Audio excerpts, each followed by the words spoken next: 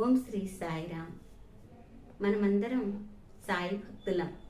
నిజంగా ఎన్నో జన్మల పుణ్యఫలమే మనల్ని సద్గురువు దగ్గరికి తీసుకుని వెళుతుంది.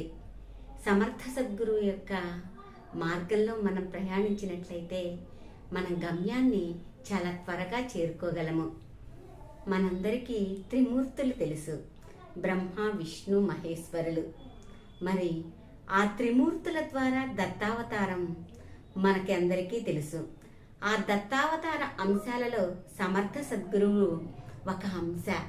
మరి సమర్థ సద్గురువుని ఎందుకు ఆశ్రయించాలి అంటే, ఒక పరిపూర్ణత్వం అని మనం పొందాలి అంటే, జీవితాన్ని సంపూర్ణంగా ఆస్వాదించాలి అంటే ఆత్మజ్ఞానము అనేది చాలా అవసరం.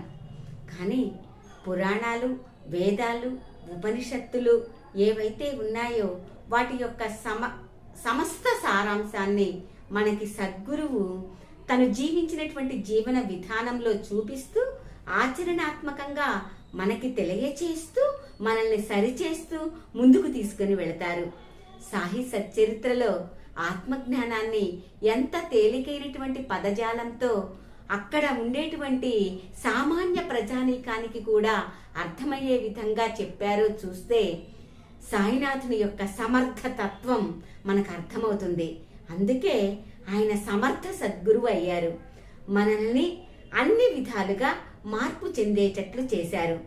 భక్తి మార్గంలో ఆయన మనల్ని ప్రయాణింపచేశారు. ఏ విధంగా అంటే 4 ఆరతులను చదువుతూ చక్కగా సాయికి మనం ఉపాసనా విధానంలో సాయిని పూజిస్తూ భక్తి మార్గంలో మరి మనల్ని పరిపూర్ణులు చేశారు. ఎప్పుడైతే సచ్చరిత్ర పారాయణం చేస్తామో మనం ఆత్మజ్ఞానాన్ని పరిపూర్ణంగా పొందగలుగుతాం. సచ్చరిత్రలో సాయి తను జీవించినటువంటి జీవన విధానంలో ప్రతి ఒక్కరికి ఆయన అది చెప్పేవారు. తన దగ్గరకు వచ్చినటువంటి భక్తులకి రాసులుగా నా దగ్గర సంపద ఉంది, మీరు ఎంత కావాలంటే అంత తీసుకుని వెళ్ళవచ్చు, మీరు ఏ పాత్రతో వస్తారో ఆ పాత్రతో తీసుకుని వెళతారు అని చెప్తారు. అంటే మన స్థాయిని బట్టి సాయినాథుని దగ్గర మనం ఆత్మజ్ఞానాన్ని నేర్చుకుంటాం. అవును కదా మిత్రులారా. మరి మనం ఆ గురువు యొక్క స్థాయికి సమీపంగా ఉన్నప్పుడు గురువు ఏదైతే చెప్తున్నాడో దాన్ని త్వరగా అవగాహన చేసుకోగలుగుతాం.